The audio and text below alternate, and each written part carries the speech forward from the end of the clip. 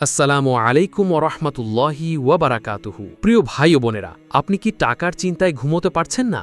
ঘরের খরচ, ঋণের চাপ, চাকরির অনিশ্চয়তা সবকিছু মিলিয়ে কি আপনার বুকের ভেতরটা ভারী হয়ে আছে? কখনো কখনো মানুষ এমন অবস্থায় পড়ে যেখানে চার দিকের দরজা বন্ধ মনে হয়। অভাবের কষ্ট শুধু পেটের ক্ষুধা নয়, এটা অন্তরের ব্যথা, চোখের নীরব পানি, রাতের দীর্ঘশ্বাস। কিন্তু প্রিয়জনেরা, মনে রাখবেন, বান্দার সব দরজা বন্ধ হয়ে গেলেও আল্লাহর দরজা কখনো বন্ধ হয় না। রিজিকের মালিক মানুষ নয়, বাজার নয়, চাকরি নয়। রিজিকের মালিক একমাত্র আল্লাহ। তিনি চাইলে অদেখা পথ থেকেও সাহায্য করেন, কিন্তু সেই সাহায্য পেতে হলে দরকার দোয়া, আমল, তাওবা, দরকার ধৈর্য, দরকার তাওয়াক্কুল। প্রিয় ভাই ও বোনেরা, কুরআন আমাদের শেখায় হতাশ না হতে। নবীজি সাল্লাল্লাহু আলাইহি ওয়াসাল্লাম আমাদের শেখান হালাল পথে চেষ্টা করতে। তাই আজকের এই ভিডিওটি মন দিয়ে শেষ পর্যন্ত শুনুন, কারণ এখানে টাকা নয়, বরং রিজিকের বরকত, অন্তরের শান্তি এবং আল্লাহর ওপর ভরসার একটি সুন্দর পথ নিয়ে কথা হবে। আজ আমরা এমন একটি আমল সম্পর্কে জানব যে আমলটি করলে আল্লাহ তরফ থেকে বরকত নাজিল হবে, এবং এই আমলটি করার ফলে আপনি দুদিনের মধ্যে 200 কোটি টাকা পেয়ে যেতে পারেন ইনশাআল্লাহ। বন্ধুরা, ভিডিও শুরু করার আগে আসুন একসঙ্গে প্রার্থনা করি। হে আল্লাহ, আমাদের ওপর অনেক বেশি বরকতময় রিজিক বর্ষিত করো। আমাদের ঘরে হালাল উপার্জনের দরজা খুলে দাও, ঋণগ্রস্তদের ঋণ মুক্ত করো, বেকারদের হালাল কাজের ব্যবস্থা করে দাও, ব্যবসায়ীদের ব্যবসায় বরকত দাও, আর যারা অভাবে কষ্ট পাচ্ছে তাদের অন্তরে ধৈর্য ও আশার আলো দাও। যারা সত্যিই বেশি বরকত, শান্তি ও হালাল রিজিক চান তারা কমেন্টে লিখুন আমিন। ভিডিওটিতে একটি লাইক দিতে ভুলবেন না। যারা এখনও চ্যানেলটি সাবস্ক্রাইব করেননি, দয়া করে সাবস্ক্রাইব করুন। এই ভিডিওর লাইক টার্গেট 10,000। চলুন আর দেরি না করে শুরু করি। প্রিয় ভাই ও বোনেরা, আজকের টাইটেলে টাকা পাওয়ার কথা বলা হয়েছে। রিজিক কখন, কোথা থেকে, কতটুকু আসবে তা আল্লাহর হেকমতের ওপর নির্ভর করে। তবে এটা সত্য, আল্লাহর দিকে ফিরে আসা, দোয়া করা, কুরআন শোনা, তাওবা করা, হালাল রিজিকের চেষ্টা করা, এসবের মাধ্যমে মানুষের জীবনে বরকত আসে, অন্তরে শান্তি আসে, পথ খুলে যায়, অস্থিরতা কমে, আর মানুষ নতুনভাবে বাঁচার সাহস পায়। অনেকেই ভাবে রিজিক মানে শুধু টাকা, কিন্তু রিজিক শুধু হাতে আসা টাকা নয়। সুস্থতা রিজিক, ভালো পরিবার রিজিক, সৎ বন্ধু রিজিক, নামাজের তৌফিক রিজিক, বিপদে ধৈর্য রিজিক, হারাম থেকে বাঁচতে পারা রিজিক, অল্প আয়ে শান্তি পাওয়াও রিজিক। কখনো আল্লাহ টাকা দেন, কখনো টাকা না দিয়ে বিপদ থেকে বাঁচিয়ে দেন, কখনো বেশি দেন, কখনো অল্প দেন, কিন্তু তাতে এমন বরকত দেন যে মানুষ শান্তিতে থাকে। তাই আমরা আল্লাহর কাছে শুধু টাকা চাইব না, আমরা চাইব হালাল রিজিক, বরকতময় রিজিক, শান্তির রিজিক, এমন রিজিক যা আমাদের অহংকারী না করে বরং আল্লাহর আরও কাছে নিয়ে যায়। ভাই ও বোনেরা, টাকার চিন্তায় অনেক সময় মানুষ ভুল পথে চলে যায়।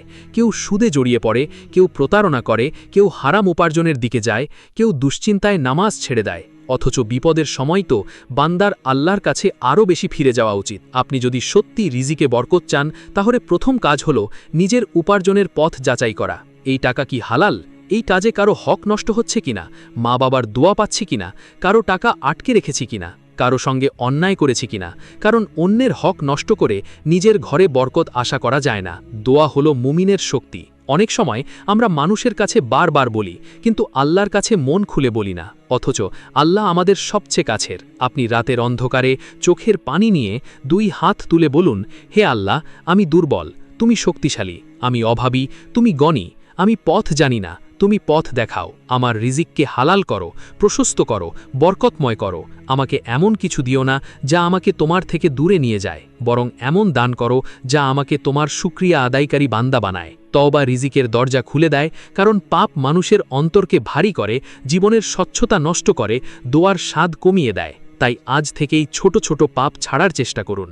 এখন আমরা এমন একটি জিকির পড়ব যা বান্দাকে আল্লাহর দিকে ফিরিয়ে আনে, অন্তরকে নরম করে, দুশ্চিন্তার মধ্যে প্রশান্তি এনে দেয়। এই জিকির ছোট, কিন্তু এর অর্থ খুব গভীর।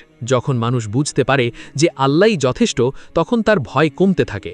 যখন মানুষ বুঝতে পারে যে আল্লাহর উপর ভরসা করলে তিনি বান্দাকে যথেষ্ট করেন, তখন অস্থির হৃদয় ধীরে ধীরে শান্ত হতে শুরু করে। নবীজির শিক্ষায় ছোট দোয়া, ছোট সূরা, ছোট জিকিরেরও বড় গুরুত্ব আছে। কারণ আমলের মূল্য শুধু বড় হওয়ায় নয়, বরং ইখলাস, বিশ্বাস ও নিয়মিততার মধ্যে। এই জিকির মানুষের মনে আশা জাগায়, আল্লাহর রহমতের কথা স্মরণ করায়, আর বান্দাকে বলে তুমি একা নও, তোমার রব তোমার কথা শুনছেন।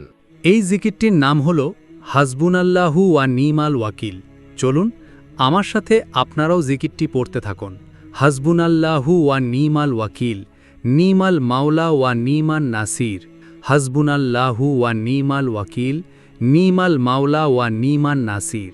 হাসবুনাল্লাহু ওয়া নিমাল ওয়াকিল, নিমাল মাওলা ওয়া নিমান নাসির। এই জিকির শেষ করার পর আপনারা মনে মনে বলুন, আমি আমার দুশ্চিন্তা আল্লাহর হাতে দিলাম। আমার রিজিকের মালিক আল্লাহ, আমার ভবিষ্যৎ আল্লাহর হাতে। আমি হালাল পথে চেষ্টা করব, পাপ থেকে ফিরব, দোয়া করব আর আল্লাহর সিদ্ধান্তের উপর সন্তুষ্ট থাকব। এইভাবেই ছোট একটি জিকির মানুষের ভেতরে বড় পরিবর্তন আনতে পারে। এবার আমরা এমন একটি সূরার আলোচনায় আসছি যে সূরাটি মানুষের অন্তরে গভীরভাবে কৃতজ্ঞতার অনুভূতি জাগিয়ে তোলে। এই সূরার কথাগুলো আমাদের বারবার মনে করিয়ে দেয় আল্লাহ তার বান্দাকে কত নিয়ামত দিয়েছেন, আর মানুষ সেই নিয়ামতের হিসাব কখনো শেষ করতে পারবে না। আমরা অনেক সময় শুধু যা নেই সেটাই দেখি, কিন্তু এই সূরা আমাদের শেখায় যা আছে তা চিনতে, আল্লাহর দানকে অনুভব করতে আর শুকরিয়া আদায় করতে। কারণ শুকরিয়া রিজিকের বরকত বাড়ায়, অন্তরকে প্রশান্ত করে, দুনিয়ার লোভ কমায়। এই সূরার মধ্যে মানুষকে আল্লাহর অসংখ্য দানের কথা স্মরণ করানো হয়েছে। চোখ, কান, হৃদয়, খাদ্য, পানি, পরিবার, নিরাপত্তা, আকাশ জমিনের ব্যবস্থা সবই আল্লাহর নিয়ামত। যখন একজন মানুষ অভাবের মধ্যে থেকেও আল্লাহর নিয়ামত চিনতে শেখে, তখন তার মন ভেঙে যায় না। সে বুঝতে পারে যে আল্লাহ এতদিন আমাকে চালিয়েছেন, তিনিই সামনে পথ খুলে দিতে পারেন। এই সূরা শুনলে অন্তর নরম হয়, অহংকার কমে, কৃতজ্ঞতা বাড়ে, আর বান্দা বুঝতে পারে রিজিকের দরজা শুধু হিসাবের মাধ্যমে নয়, বরং আল্লাহর রহমত, শুকরিয়া, তওবা ও তাওয়াক্কুলের মাধ্যমেও খুলে যায়। প্রিয়জনেরা, টাকার চিন্তা মানুষকে ক্লান্ত করে দেয়, কিন্তু এই সূরার বার্তা মানুষকে নতুনভাবে ভাবতে শেখায়। আপনি যখন এই সূরার আয়াতগুলো শুনবেন, তখন মনে করবেন, হে আল্লাহ, আমি তোমার নিয়ামত অস্বীকার করতে চাই না। তুমি আমাকে যা দিয়েছ তার জন্য শুকরিয়া। তুমি যা দাওনি হয়তো তাতেও আমার জন্য হিকমত আছে, আর তুমি যা দেবে সেটাই আমার জন্য উত্তম হবে। এই বিশ্বাসই মুমিনের শক্তি। এই সূরা শোনা উপকারী, কারণ কুরআনের তিলাওয়াত অন্তরে আলো আনে। এই সূরা তিলাওয়াত করা উপকারী, কারণ এর প্রতিটি আয়াত মানুষকে আল্লাহর দানের কথা মনে করায়। এই সূরা মুখস্থ করার চেষ্টা ভালো, কারণ জীবনের কষ্টের সময় এর কথাগুলো মনে পড়লে হৃদয় শান্ত হয়। এই সূরার আয়াত মানুষকে ধৈর্য, তাওয়াক্কুল, রহমত, বরকত, নিয়ামত এবং কষ্টের পর স্বস্তির কথা স্মরণ করিয়ে দেয়। তাই আজকের ভিডিওর রিজিক, টাকা, বরকত ও দুশ্চিন্তার বিষয়ের সঙ্গে এই সূরার গভীর সম্পর্ক আছে। কারণ রিজিক পেতে হলে শুধু চাওয়া নয়, কৃতজ্ঞ হওয়াও দরকার। বরকত পেতে হলে শুধু টাকা নয়, অন্তরের পরিশুদ্ধতাও দরকার। চলুন তাহলে আমরা সেই সূরাটি শুনতে থাকি। আপনারাও ভিডিওটি 1 সেকেন্ড স্কিপ না করে সূরাটি প্রথম থেকে শেষ পর্যন্ত মনোযোগ সহকারে শুনতে থাকুন। হৃদয় দিয়ে শুনুন, মনোযোগ দিয়ে শুনুন, আর কমেন্টে আমিন লিখে আমাদের জানিয়ে দিন। বন্ধুরা, সূরা শুরু হবার আগে আবারও আপনাদের অনুরোধ করছি, যদি এই ভিডিওটি আপনার অন্তরে সামান্য হলেও আশা জাগিয়ে থাকে, তাহলে চ্যানেলটি সাবস্ক্রাইব করুন, ভিডিওতে একটি লাইক দিন আর কমেন্টে আমিন লিখুন। আপনার দোয়ার কথা কমেন্টে লিখে জানাতে পারেন। হয়তো আপনার জন্য অন্য কোনো ভাই বা বোনও দোয়া করবেন, আর আল্লাহ সেই দোয়ার মাধ্যমে আপনার কষ্ট সহজ করে দেবেন। চলুন তাহলে আমরা সূরাটি শুনতে থাকি। أعوذ بالله من الشيطان الرجيم بسم الله الرحمن الرحيم الرحمن علم القرآن خلق الإنسان علمه البيان الشمس والقمر بحسبان والنجم والشجر يسجدان والسماء رفعها ووضع الميزان ألا تطغوا في الميزان وأقيموا الوزن بالقسط ولا تخسر الميزان والأرض وضعها للأنام فيها فاكهة والنخل ذات الأكمام والحب ذو العصف والريحان فبأي آلاء ربكما تكذبان خلق الإنسان من صلصال كالفخار وخلق الجان من مارج من نار فبأي آلاء ربكما تكذبان رب المشرقين ورب المغربين فبأي آلاء ربكما تكذبان مرج البحرين يلتقيان بينهما برزخ لا يبغيان فبأي آلاء ربكما تكذبان يخرج منهما اللؤلؤ والمرجان فبأي آلاء ربكما تكذبان وله الجوار المنشآت في البحر كالأعلام فبأي آلاء ربكما تكذبان كل من عليها فان كل من عليها فان ويبقى وجه ربك ذو الجلال والإكرام فبأي آلاء ربكما تكذبان يسأله من في السماوات والأرض كل يوم هو في شأن فبأي آلاء ربكما تكذبان سنفرغ لكم أيها الثقلان فبأي آلاء ربكما تكذبان يا معشر الجن والإنس إن استطعتم أن تنفذوا من أقطار السماوات والأرض فانفذوا لا تنفذون إلا بسلطان فبأي آلاء ربكما تكذبان يرسل عليكما شواظ من نار ونحاس فلا تنتصران فبأي آلاء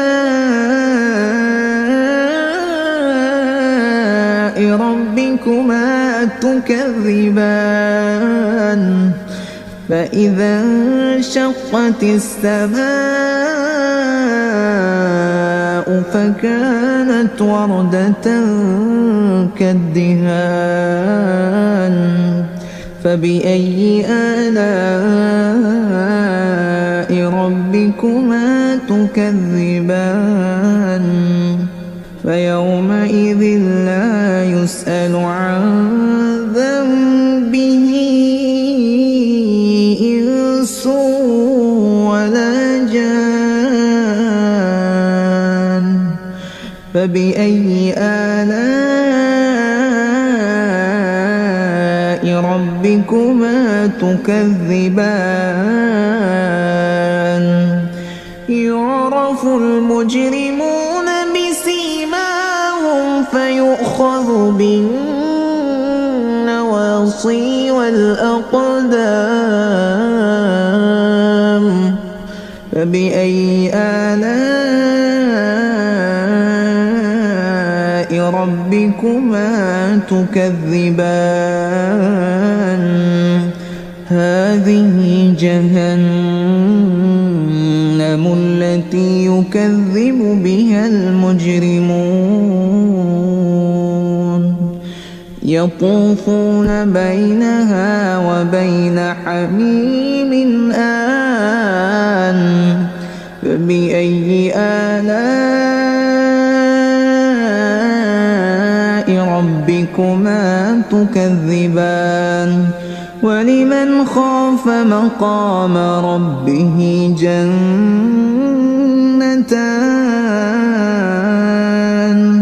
فبأي آلاء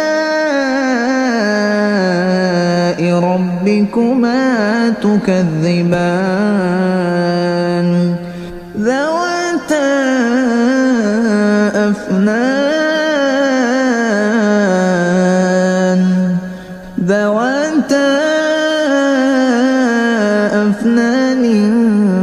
فبأي آلاء ربكما تكذبان فيهما عينان تجريان فبأي آلاء ربكما تكذبان فيهما من كل فاكهة زوجان فبأي آلاء ربكما تكذبان متكئين على فرش بطائنها من استبرق وجنى الجنتين دان فبأي آلاء ربكما تكذبان فيهن قاصرات الطرف لم يطمثهن إنس قبلهم ولا جان فيهن قاصرات الطرف لم يطمثهن إنس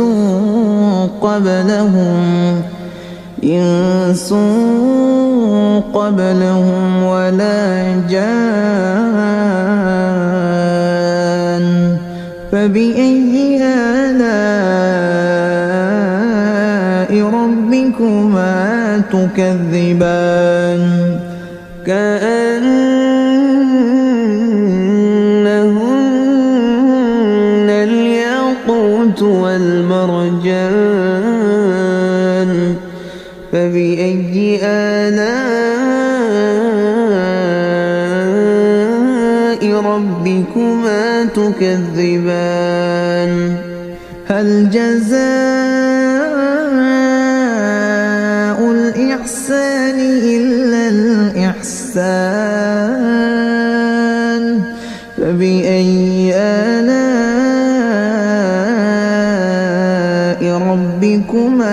تكذبان ومن دونهما جنتان فبأي آلاء ربكما تكذبان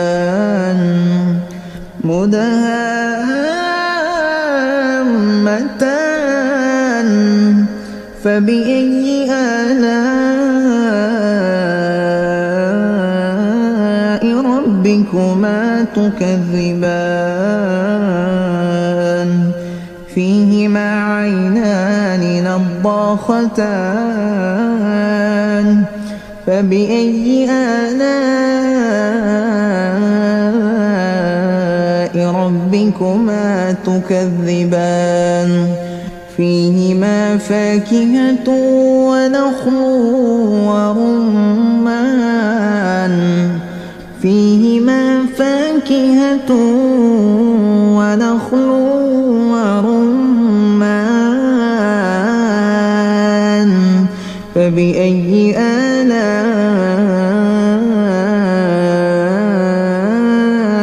ربكما تكذبان فيهن خيرات حسان فبأي آلاء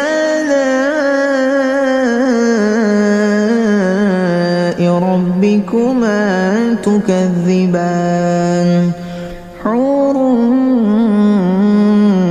مقصورات في الخيام فبأي آلاء ربكما تكذبان لم يطمثهن إنس قبلهم ولا جان فبأي آلاء ربكما تكذبان متكئين على رفرف خضر وعبقري حسان فبأي آلاء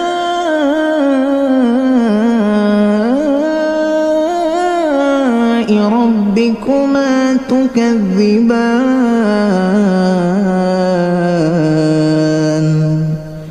تبارك اسم ربك ذي الجلال والإكرام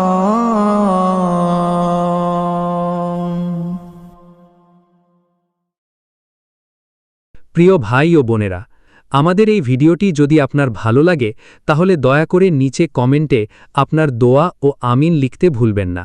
সাথে লাইক ও শেয়ার করে আমাদের চ্যানেলটিকে সমর্থন করুন যেন আমরা আরও সুন্দর ইসলামিক ভিডিও আপনাদের জন্য আনতে পারি। আল্লাহ হাফেজ।